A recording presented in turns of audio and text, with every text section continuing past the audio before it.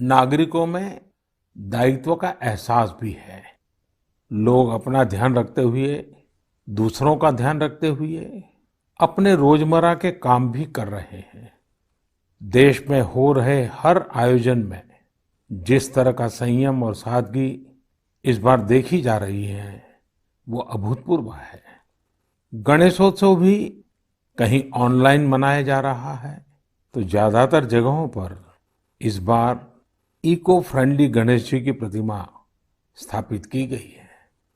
साथियों, हम बहुत बारीकी से अगर देखेंगे तो एक बात अवश्य हमारे ध्यान में आएगी। हमारे पर्व और पर्यावरण, इन दोनों के बीच एक बहुत गहरा नाता रहा है। जहां एक और हमारे पर्वों में पर्यावरण और प्रकृति के साथ सहजीवन का संदेश छिपा होता है, तो दूसरी ओर कई सारे पर्व प्रकृति की रक्षा के लिए ही मनाए जाते हैं।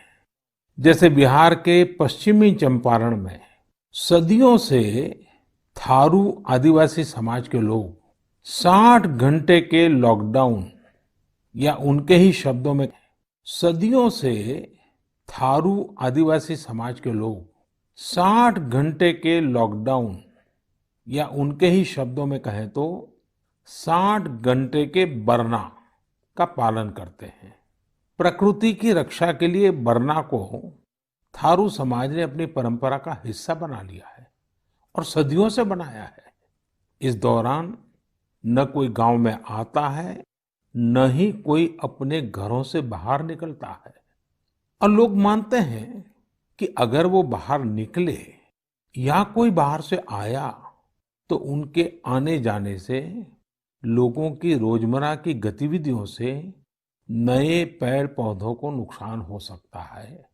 बरना की शुरुआत में भव्य तरीके से हमारे आदिवासी भाई बहन पूजा पाठ करते हैं और उसकी समाप्ति पर आदिवासी परंपरा के गीत, संगीत, नृत्य जम करके उसके कार्यक्रम भी होते हैं। साथियों, इन दिनों ओणम का पर्व भी धूमधाम से मनाया जा रहा है। ये पर्व चिनगम महीने में आता है।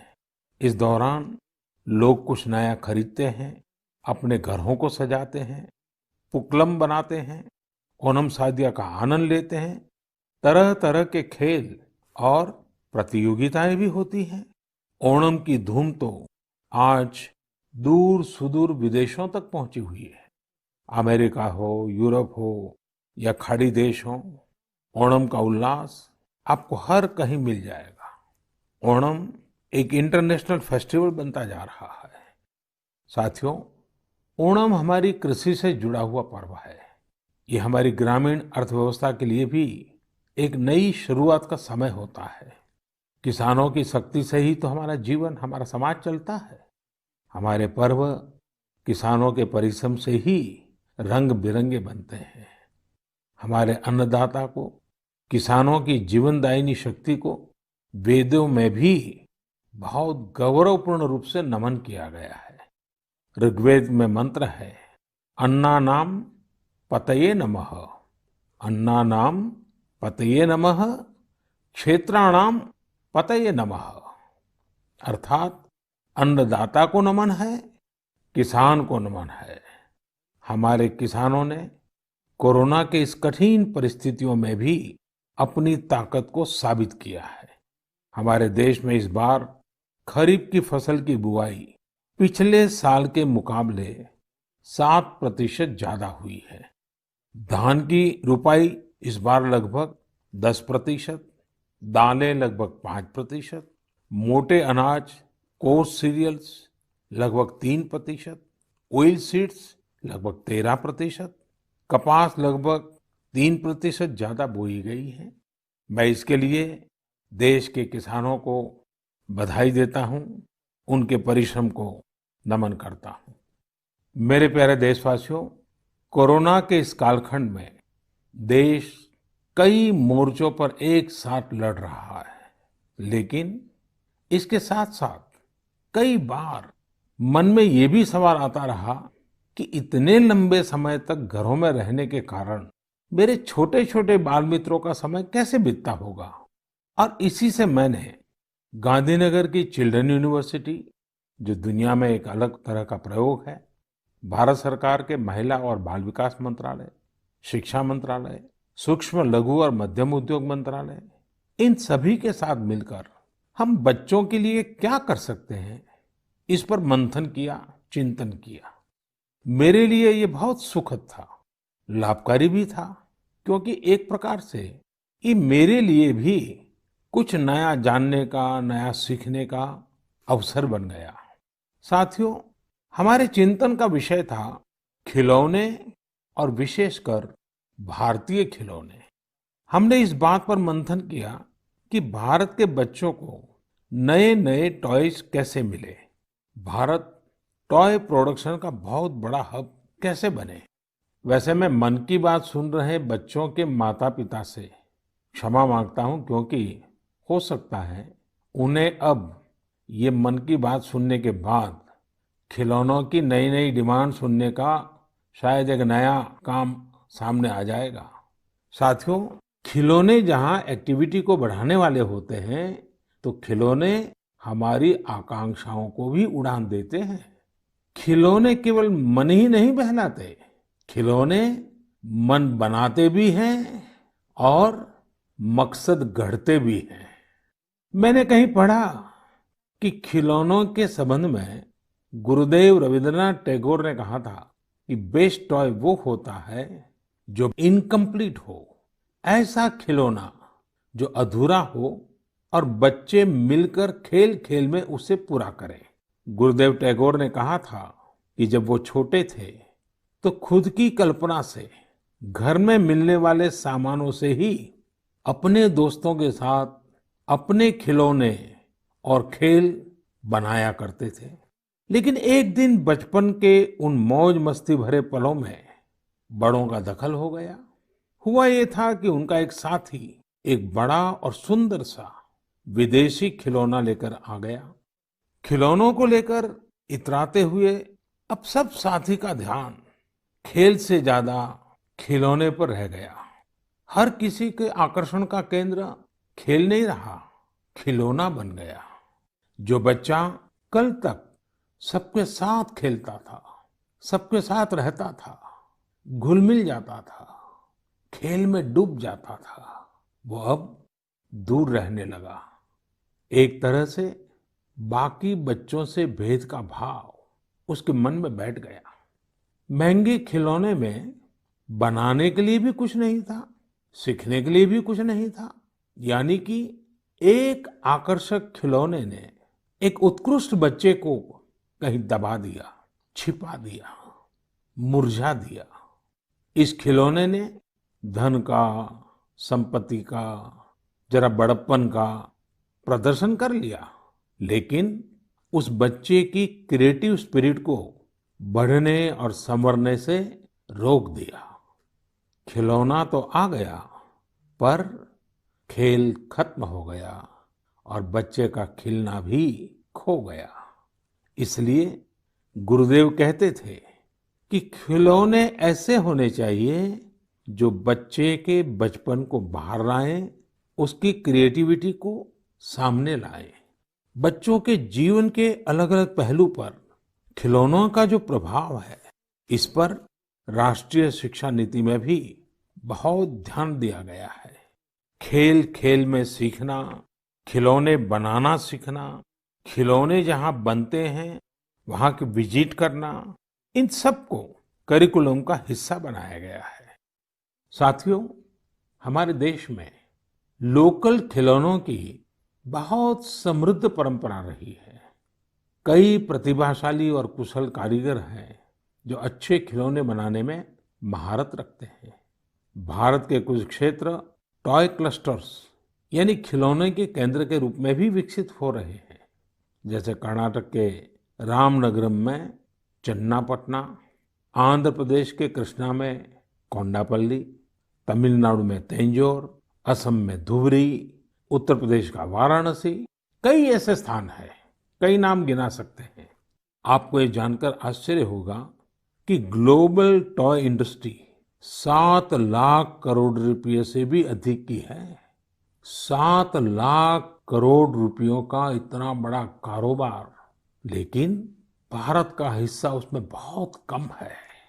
अब आप सोचिए कि जिस राष्ट्र के पास इतनी विरासत हो, परंपरा हो, विविधता हो, युवा आबादी हो, क्या खिलौनों के बाजार में उसकी हिस्सेदारी इतनी कम होनी हमें अच्छा लगेगा क्या?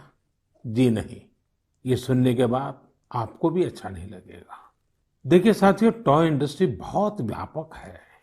गृह उद्योग हो, छोटे और लघु उद्योग हो, एमएसएमईज हो, इसके साथ साथ बड़े उद्योग और निजी उद्यमी भी इसके दायरे में आते हैं। इसे आगे बढ़ाने के लिए देश को मिलकर मेहनत करनी होगी। अब जैसे आंध्र प्रदेश के विशाखापट्टनम में श्रीमान सीवी राजू है। उनके गांव के अति कोप्पका टॉयज एक समय में बहुत प्रचलित थे। इनकी खासियत ये थी कि खिलौने लकड़ी से बनते थे और दूसरी बात ये कि इन खिलौनों में आपको कहीं कोई एंगल या कोण नहीं मिलता था। ये खिलौने हर तरफ से राउंड होते थे, इसलिए बच्चों को चोट की भी गुंजाइश नहीं होती थी। सीवी राजू ने एतिकोप्पका टॉयज के लिए अब अपने गांव के कारीगरों के साथ मिलकर एक तरह से नया मूवमेंट शुरू कर दिया है। बेहतरीन क्वालिटी के एतिकोप्पका टॉयज बनाकर सीवी राजू ने स्थानीय खिलौनों की खोई हुई गरिमा को वापस ला दिया है। खिलौनों के साथ हम दो चीजें कर सकते हैं। अपने गौरवशाली अतीत को अपने जीवन में फिर से उतार सकते हैं और अपने स्वर्णिम भविष्य को भी संवार सकते हैं। मैं अपने स्टार्टअप मित्रों को, हमारे नए उद्यमियों से कहता हूँ, टीम अप फॉर टॉयज। आइए मिलकर खिलौने बनाएं। अब सभी के लिए लोकल खिलौनों के लिए वोकल होने का समय है। आइए हम अपने युवाओं के लिए कुछ नए प्रकार के अच्छी क्वालिटी वाले खिलौने बनाते हैं। खिलौना वो हो जिसकी मौजूदगी में बचपन खिले भी, खिलखिलाए भी। हम ऐसे खिलौने बनाएं जो पर्यावरण के भी अनुकूल हो। साथियों, इसी तरह अब कंप्यूटर और स्मार्टफोन के इस जमाने में कंप्यूटर गेम्स का भी बहुत ट्रेंड है। ये गेम्स बच्चे भी खेलते हैं, बड़े भी खेलते हैं, लेकिन इनमें भी जितने गेम्स होते हैं उनकी थीम्स भी अधिकतर बाहर की ही होती है। हमारे देश में इतने आइडियाज हैं, इतने कंसेप्ट्स हैं, बहुत समृद्ध हमारा इतिहास रहा है कि हाँ, हम उन पर गेम्स बना सकते हैं। मैं देश के युवा टैलेंट से कहता हूँ, आप भारत में भी गेम्स बनाइए और भारत के भी गेम्स बनाइए। कहा भी जाता है, लेट द गेम्स बिगिन। तो चलो खेल शुरू करते हैं। साथियों, आत्मनिर्भर भारत अभियान में वर्चुअल गेम्स हो, टॉयज का सेक्टर हो, सबने बहुत महत्वपूर्ण भूमिका निभानी है और ये अवसर भी है। जब आज से 100 वर्ष पहले असहयोग आंदोलन शुरू हुआ तो गांधी जी ने लिखा था कि असहयोग आंदोलन देशवासियों में आत्मसम्मान और अपनी शक्ति का बोध कराने का एक प्रयास है। आज जब हम देश को आत्मनिर्भर बनाने का प्रयास कर रहे हैं तो हमें पूरे आत्मविश्वास के साथ आगे बढ़ना है। हर क्षेत्र में देश को आत्मनिर्भर बनाना है। असहयोग आंदोलन के रूप में जो बीज बोया गया था उसे अब आत्मनिर्भर भारत के वटवृक्ष में परिवर्तित करना हम सबका दायित्व है। मेरे प्यारे देशवासियों, भारतीयों के इनोवेशन और सॉल्यूशन देने की क्षमता का लोहा हर कोई मानता है और जब समर्पण भाव हो, संवेदना हो तो ये शक्ति असीम बन जाती है। इस महीने की शुरुआत में देश के युवाओं के सामने एक ऐप इनोवेशन चैलेंज रखा गया। इस आत्मनिर्भर भारत ऐप इनोवेशन चैलेंज में हमारे युवाओं ने बढ़ चढ़ कर के हिस्सा लिया। करीब 7,000 एंट्रीज आई। उसमें भी करीब करीब 2 तिहाई ऐप्स टियर 2 और टियर 3 शहरों के युवाओं ने बनाए हैं। ये आत्मनिर्भर भारत के लिए, देश के भविष्य के लिए बहुत शुभ संकेत है। आत्मनिर्भर ऐप इनोवेशन चैलेंज के रिजल्ट्स देखकर आप जरूर प्रभावित होंगे। काफी जांच परख के बाद अलग-अलग कैटेगरी में लगभग 2 दर्जन ऐप्स को अवार्ड भी दिए गए हैं। आप जरूर इन ऐप्स के बारे में जानें और उनसे जुड़ें। हो सकता है आप भी ऐसा कुछ बनाने के लिए प्रेरित हो जाएं। इनमें एक ऐप है कुटुकी किड्स लर्निंग ऐप। ये छोटे बच्चों के लिए ऐसा इंटरेक्टिव ऐप है जिसमें गानों और कहानियों के जरिए बात बात में ही बच्चे मैथ साइंस में बहुत कुछ सीख सकते हैं। इसमें एक्टिविटीज भी हैं, खेल भी हैं। इसी तरह एक माइक्रो ब्लॉगिंग प्लेटफॉर्म का भी ऐप है। इसका नाम है कू, KOO कू। इसमें हम अपनी मातृभाषा में टेक्स्ट, वीडियो और ऑडियो के जरिए अपनी बात रख सकते हैं, इंटरेक्ट कर सकते हैं। इसी तरह चिंगारी ऐप भी युवाओं के बीच काफी पॉपुलर हो रहा है। एक ऐप है आस्क सरकार। इसमें चैटबॉट के जरिए आप इंटरेक्ट कर सकते हैं और किसी भी सरकारी योजना के बारे में सही जानकारी हासिल कर सकते हैं, वो भी टेक्स्ट, ऑडियो और वीडियो तीनों तरीकों से। ये आपकी बड़ी मदद कर सकता है। एक और ऐप है स्टेप सेट गो। ये फिटनेस ऐप है। आप कितना चले, कितनी कैलोरीज बर्न की, ये सारा हिसाब ये ऐप रखता है और आपको फिट रहने के लिए मोटिवेट भी करता है। मैंने कुछ ही उदाहरण दिए हैं। कई और ऐप्स ने भी इस चैलेंज को जीता है। कई बिजनेस ऐप्स हैं, गेम्स के ऐप्स हैं, जैसे is equal to books and expense, Zoho workplace, FTC talent. आप इनके बारे में नेट पर सर्च करिए, आपको बहुत जानकारी मिलेगी। आप भी आगे आए, कुछ इनोवेट करें, कुछ इम्प्लीमेंट करें। आपके प्रयास आज के छोटे छोटे स्टार्टअप्स कल बड़ी बड़ी कंपनियों में बदलेंगे और दुनिया में भारत की पहचान बनेंगे। और आप ये मत भूलिए कि आज जो दुनिया में बहुत बड़ी बड़ी कंपनियां नजर आती है ना, वे भी कभी स्टार्टअप हुआ करती थी। प्रिय देशवासियों, हमारे यहाँ के बच्चे, हमारे विद्यार्थी अपनी पूरी क्षमता दिखा पाए, अपना सामर्थ्य दिखा पाए, इसमें बहुत बड़ी भूमिका न्यूट्रिशन की भी होती है, पोषण की भी होती है। पूरे देश में सितंबर महीने को पोषण माह, न्यूट्रिशन मंथ के रूप में मनाया जाएगा। नेशन और न्यूट्रिशन का बहुत गहरा संबंध होता है। हमारे यहाँ एक कहावत है, यथा अन्नम तथा मन्नम, यानी जैसा अन्न होता है वैसा ही हमारा मानसिक और बौद्धिक विकास भी होता है। एक्सपर्ट्स कहते हैं कि शिशु को गर्भ में और बचपन में जितना अच्छा पोषण मिलता है, उतना अच्छा उसका मानसिक विकास होता है और वो स्वस्थ रहता है। बच्चों के पोषण के लिए भी उतना ही जरूरी है कि माँ को भी पूरा पोषण मिले। और पोषण या न्यूट्रिशन का मतलब केवल इतना ही नहीं होता कि आप क्या खा रहे हैं, कितना खा रहे हैं, कितनी बार खा रहे हैं।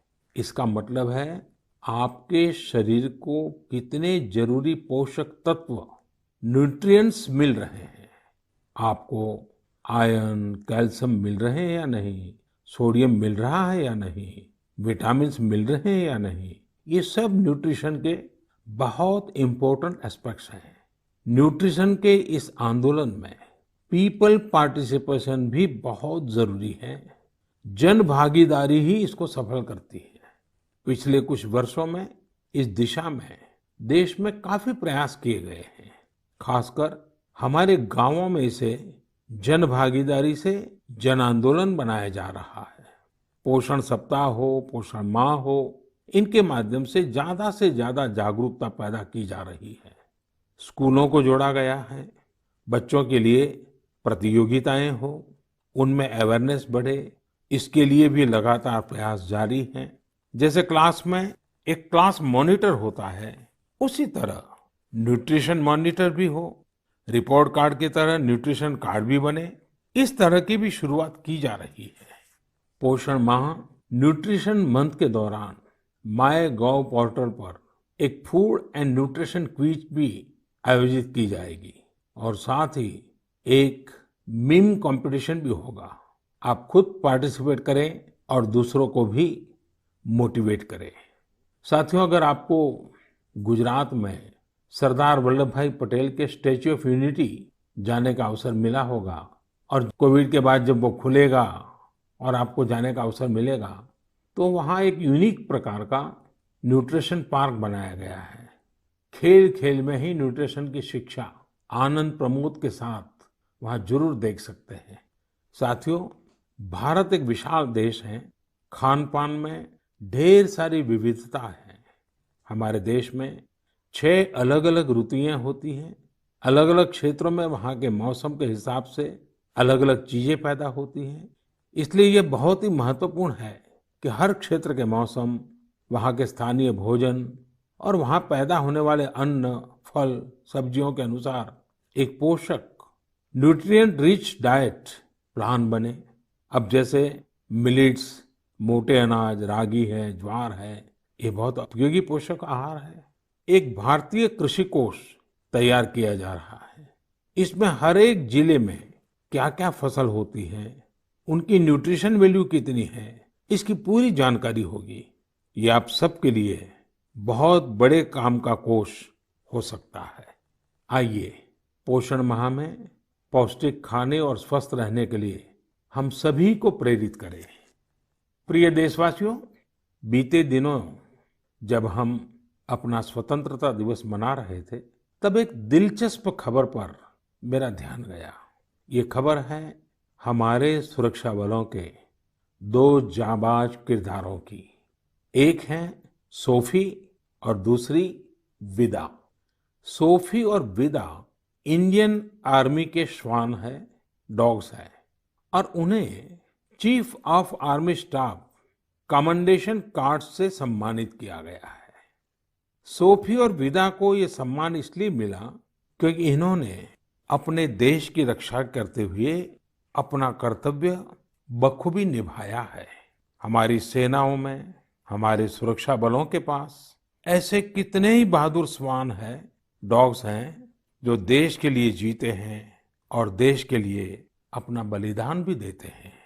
कितने ही बम धमाकों को, कितनी ही आतंकी साजिशों को रोकने में ऐसे डॉग्स ने बहुत अहम भूमिका निभाई है। कुछ समय पहले मुझे देश की सुरक्षा में डॉग्स की भूमिका के बारे में बहुत विस्तार से जानने को मिला। कई किस्से भी सुने। एक डॉग बलराम ने 2006 में अमरनाथ यात्रा के रास्ते में बड़ी मात्रा में गोला बारूद खोज निकाला था। 2002 में भावना ने आईईडी खोजा था। आईईडी निकालने के दौरान आतंकियों ने विस्फोट कर दिया और श्वान शहीद हो गए। 2-3 वर्ष पहले छत्तीसगढ़ के बीजापुर में सीआरपीएफ का स्निफर डॉग क्रैकर भी आईईडी ब्लास्ट में शहीद हो गया था। कुछ दिन पहले ही आपने शायद टीवी पर एक बड़ा भावुक करने वाला दृश्य देखा होगा, जिसमें बीड़ पुलिस अपने साथी डॉग रॉकी को पूरे सम्मान के साथ आखिरी विदाई दे रही थी। रॉकी ने 300 से ज्यादा केसों को सुलझाने में पुलिस की मदद की थी। डॉग की डिजास्टर मैनेजमेंट और रेस्क्यू मिशंस में भी बहुत बड़ी भूमिका होती है। भारत में तो national disaster response force NDRF ने ऐसे दर्जनों डॉग्स को स्पेशली ट्रेन किया है। कहीं भूकंप आने पर, इमारत गिरने पर, मलबे में दबे जीवित लोगों को खोज निकालने में ये डॉग्स बहुत एक्सपर्ट्स होते हैं। साथियों, मुझे यह भी बताया गया कि इंडियन ब्रीड के डॉग्स भी बहुत अच्छे होते हैं, बहुत सक्षम होते हैं। इंडियन ब्रीड्स में मुधोल हाउंड है, हिमाचली हाउंड है, ये बहुत ही अच्छी नस्लें हैं। राजपलायम, कन्नी, चिप्पीपराई और कोम्बाई भी बहुत शानदार इंडियन ब्रीड्स हैं। इनको पालने में खर्च भी काफी कम आता है और ये भारतीय माहौल में ढले भी होते हैं। अब हमारी सुरक्षा एजेंसियों ने भी इन इंडियन ब्रीड्स के डॉग्स को अपनी सुरक्षा दस्ते में शामिल कर रही है। पिछले कुछ समय में आर्मी, सीआईएसएफ, एनएसजी ने मुधोल हाउंड डॉग्स को ट्रेन करके डॉग स्क्वाड में शामिल किया है। सीआरपीएफ ने कोम्बाई डॉग्स को शामिल किया है। Indian council of agriculture research भी भारतीय नस्ल के डॉग्स पर रिसर्च कर रही है। मकसद यही है कि इंडियन ब्रीड्स को और बेहतर बनाया जा सके और उपयोगी बनाया जा सके। आप इंटरनेट पर इनके नाम सर्च करिए, इनके बारे में जानिए। आप इनकी खूबसूरती, इनकी क्वालिटी देखकर हैरान हो जाएंगे। अगली बार जब भी आप डॉग पालने की सोचें, आप जरूर इनमें से ही किसी इंडियन ब्रीड के डॉग को घर लाएं। आत्मनिर्भर भारत जब जन मन का मंत्र बन ही रहा है, तो कोई भी क्षेत्र इससे पीछे कैसे छूट सकता है। मेरे प्रिय देशवासियों, कुछ दिनों बाद 5 सितंबर को हम शिक्षक दिवस मनाएंगे। हम सब जब अपने जीवन की सफलताओं को, अपनी जीवन यात्रा को देखते हैं, तो हमें अपने किसी न किसी शिक्षक की याद अवश्य आती है। तेजी से बदलते हुए समय और कोरोना के संकट काल में हमारे शिक्षकों के सामने भी समय के साथ बदलाव की एक चुनौती रखती है। मुझे खुशी है कि हमारे शिक्षकों ने इस चुनौती को न केवल स्वीकार किया, बल्कि उसे अवसर में बदल भी दिया है। पढ़ाई में तकनीक का ज्यादा से ज्यादा उपयोग कैसे हो, नए तरीकों को कैसे अपनाएं, छात्रों को मदद कैसे करें, ये हमारे शिक्षकों ने सहजता से अपनाया है और अपने स्टूडेंट्स को भी सिखाया है। आज देश में हर जगह कुछ न कुछ इनोवेशन हो रहे हैं। शिक्षक और छात्र मिलकर कुछ नया कर रहे हैं। मुझे भरोसा है, जिस तरह देश में राष्ट्रीय शिक्षा नीति के जरिए एक बड़ा बदलाव होने जा रहा है, हमारे शिक्षक इसका भी लाभ छात्रों तक पहुंचाने में अहम भूमिका निभाएंगे। साथियों, और विशेषकर मेरे शिक्षक साथियों, वर्ष 2022 में हमारा देश स्वतंत्रता के 75 वर्ष का पर्व मनाएगा। स्वतंत्रता के पहले अनेक वर्षों तक हमारे देश में आजादी का जंग, उसका एक लंबा इतिहास रहा है। इस दौरान देश का कोई कोना ऐसा नहीं था जहां आजादी के मतवालों ने अपने प्राण न्योछावर न किए हों, अपना सर्वस्व त्याग न दिया हो। ये बहुत आवश्यक है कि हमारी आज की पीढ़ी, हमारे विद्यार्थी आजादी की जंग, हमारे देश के नायकों से परिचित रहे, उसे उतना ही महसूस करें। अपने जिले से, अपने क्षेत्र में आजादी के आंदोलन के समय क्या हुआ, कैसे हुआ, कौन शहीद हुआ, कौन कितने समय तक देश के लिए जेल में रहा, ये बातें हमारे विद्यार्थी जानेंगे तो उनके व्यक्तित्व में भी इसका प्रभाव दिखेगा। इसके लिए बहुत से काम किए जा सकते हैं, जिसमें हमारे शिक्षकों का बड़ा दायित्व है। जैसे आप जिस जिले में हैं, वहाँ शताब्दियों तक जो आजादी का जंग चला, उन आजादी के जंग में वहाँ कोई घटनाएं घटी है क्या, इसे लेकर विद्यार्थियों से रिसर्च करवाई जा सकती है। उसे स्कूल के हस्तलिखित अंक के रूप में तैयार किया जा सकता है। आपके शहर में स्वतंत्रता आंदोलन से जुड़ा कोई स्थान हो तो छात्र छात्राओं को वहां ले जा सकते हैं। किसी स्कूल के विद्यार्थी ठान सकते हैं कि वो आजादी के 75 वर्ष में अपने क्षेत्र के आजादी के 75 नायकों पर कविताएं लिखेंगे, नाट्य कथाएं लिखेंगे। आपके प्रयास देश के हजारों लाखों अनसंग हीरोज को सामने लाएंगे, जो देश के लिए जिए, जो देश के लिए खप गए, जिनके नाम समय के साथ विस्मृत हो गए। ऐसे महान व्यक्तित्वों को अगर हम सामने लाएंगे, आजादी के 75 वर्ष में उन्हें याद करेंगे, तो उनको सच्ची श्रद्धांजलि होगी। और जब 5 सितंबर को शिक्षक दिवस मना रहे हैं, तब मैं मेरे शिक्षक साथियों से जरूर आग्रह करूंगा कि वे इसके लिए एक माहौल बनाएं, सबको जोड़ें और सब मिलकर के जुट जाएं।